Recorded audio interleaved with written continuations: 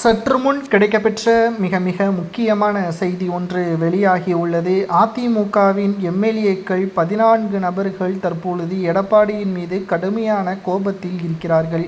என்னதான் செய்ய போகிறீர்கள்? வருகின்ற சட்டசபை தேர்தல் நடைபெறுவதற்கு 6 மாதங்கள் தான் இருக்கிறது. கட்சியின் பணிகள், இரட்டை இலை சின்னம் தொடர்பான வழக்கு, செங்கோட்டையன், ஓபிஎஸ், சசிகலா இவர்களுடைய பிரச்சனை, மக்கள் மத்தியில் திமுகவின் குறைகளை பற்றி பேசாமல் இன்னமும் உட்கட்சி பிரச்சனைகள் அதிகளவில் இருப்பதால் களத்தில் எங்களால் முழுமையாக வேலை செய்ய முடியவில்லை என்று அதிமுகவின் மிக முக்கியமான எம்எல்ஏக்கள் அதிமுகவின் அவைத்தலைவர் தமிழ்மகன் ஹுசைன் அவர்களிடம் தெரிவித்துள்ளனர். இதற்கு முடிவு கட்டுங்கள், இல்லை என்றால் அதிமுகவை ஒருங்கிணைப்பதற்கு நாங்கள் ஓபிஎஸ் பக்கம் சென்று விடுவோம் என்று அதிமுகவின் எம்எல்ஏக்கள் கூறுவது சரியா என்பதை உண்மையான தொண்டர்கள் கமெண்ட் வாயிலாக கூறுங்கள். ஏனென்றால் கடந்த 4.5 ஆண்டுகளாக அதிமுகவில் நடக்கக்கூடிய நிகழ்வுகளை வைத்து நாம் பார்க்கும் பொழுது எந்த ஒரு உண்மையான அதிமுகவின் தொண்டருக்கும் எடப்பாடியின் மீது கோபத்தை தான் ஏற்படுத்தும்.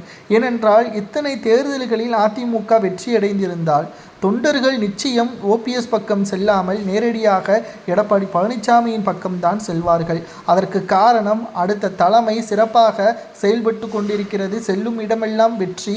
மக்கள் அதிமுகவை வரவேற்கிறார்கள். திமுகவின் கதை முடிந்துவிட்டது என்பதை நம்மால் உறுதியாக கூற முடியும். ஆனால் இங்கு நடப்பதோ அப்படியே தலைகீழாக எடப்பாடியின் செயல்பாடுகள் இருக்கிறது. செல்லும் இடமெல்லாம் தோல்வி, மக்களின் புறக்கணிப்பு. எடப்பாடி பழனிசாமி என்றாலே தோல்வியை நோக்கிதான் செல்கிறது என்றும் அதிமுகவில் பதவியை தக்கவைத்துக் கொள்ள வேண்டும் என்பதற்காக எடப்பாடி என்ன வேண்டுமானாலும் செய்து வருகிறார். தன்னை எதிர்த்து கேள்வி கேட்பவர்களை கட்சியிலிருந்து நீக்கி வருகிறார். பிறகு எப்படி அதிமுக வெற்றியடையும் என்பதுதான் தற்பொழுது அதிமுகவின் உண்மையான தொண்டர்கள் யாராக இருந்தாலும் நிச்சயமாக நாம் கேள்வி கேட்கத்தானே வேண்டும்.